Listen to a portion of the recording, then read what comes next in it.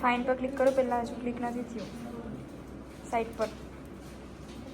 Okay advance find નીચેનું. Find એટલે શોધવું. આપણે જે શબ્દ શોધવાના છે ને આપણે ફાઇન્ડ બોક્સની અંદર લખવાનું છે. હા, કયો શબ્દ શોધવા કીધો છે? બોય. બોય શોધું. હવે જો એમાં બે ઓપ્શન છે આપણી પાસે, અસેન્ડિંગ અને ડિસેન્ડિંગ, હે ને? આપણને શું કીધું છે? શોર્ટની મદદથી અસેન્ડિંગ. તો અસેન્ડિંગ પર ક્લિક છે.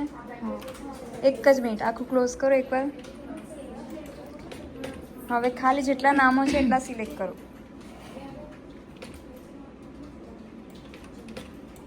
હવે અસેન્ડિંગ પર ક્લિક છે ને ડાયરેક્ટ ઓકે થાય છે. ચેન્જ ચેક કરો. આવ્યું એબીસીડી વાઇઝ.